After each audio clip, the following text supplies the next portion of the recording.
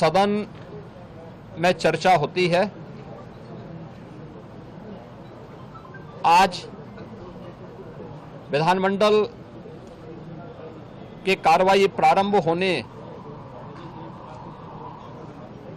के साथ ही महामहिम राज्यपाल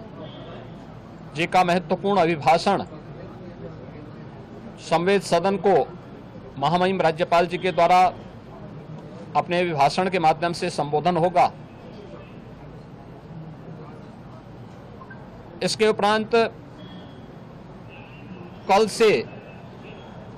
महामहिम राज्यपाल के भाषण पर सदन में चर्चा भी होगी। 20 फरवरी को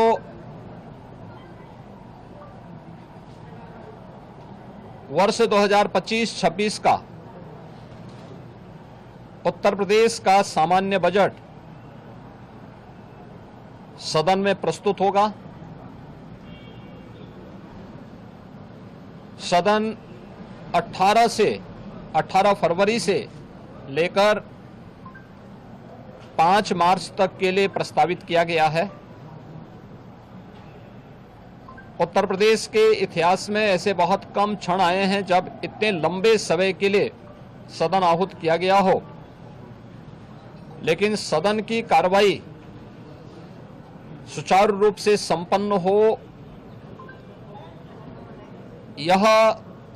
केवल सत्ता पक्ष का ही दायित्व नहीं होता है, बल्कि विपक्ष का भी उतना ही महत्वपूर्ण दायित्व बनता है। सदन चर्चा परिचर्चा का एक मंच बने। उत्तर प्रदेश के विकास को लेकर के डबल इंजन की भारतीय जनता पार्टी की सरकार ने पिछले लगभग 8 वर्ष के अंदर जो प्रतिमान स्थापित किए हैं वह अभूतपूर्व है। उसकी झलक अभिभाषण के माध्यम से भी और सदन के अंदर चर्चा परिचर्चा के माध्यम से भी देखने को मिलता है। उत्तर प्रदेश के परसेप्शन में आए हुए व्यापक बदलाव देश और दुनिया के द्वारा उत्तर प्रदेश को आकर्षण का केंद्र मानते हुए जो वर्तमान में स्थितियां दिखती हैं, स्वाभाविक रूप से हताश और निराश विपक्ष इन मुद्दों पर चर्चा करने से भागने का प्रयास करता है, सदन की कार्रवाई में बाधा पैदा करने का प्रयास करता है। विपक्ष अगर सार्थक चर्चा को आगे बढ़ाने में मदद करेगी तो मेरा अनुमान है कि यह एक बहुत अच्छा सत्र, बजट सत्र हो सकता है, जिसमें अगले 5 मार्च तक चलने वाली सदन की कार्रवाई को न केवल महामहिम राज्यपाल जी के भाषण पर चर्चा करने और सभी सदस्यों को अपनी बात को रखने का, बल्कि सामान्य बजट और अनुदान मांगों पर भी चर्चा के साथ ही विधायी कार्यों को संपन्न करने के साथ साथ अन्य महत्वपूर्ण मुद्दों पर भी, जनहित से जुड़े हुए महत्वपूर्ण मुद्दों पर भी प्रभावी चर्चा का एक मंच सदन बन सकता है और माननीय सदस्यों को अपनी बात को प्रभावी ढंग से रखने का एक अवसर भी प्राप्त होगा। हम उम्मीद करते हैं कि हार की हताशा से परेशान विपक्ष अपनी इस खुन्नस को सदन पर नहीं उतारेगा। सदन की कार्रवाई को सुचारू रूप से संचालन करने में एक सकारात्मक योगदान की हम अपेक्षा करते हैं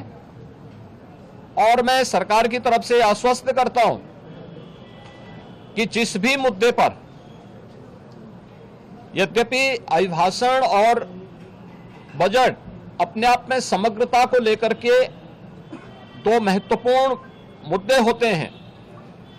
जिनमें विपक्ष ही नहीं बल्कि सदन का हर सदस्य अपनी बात को प्रभावी ढंग से रख सकता है, लेकिन इसके इतर भी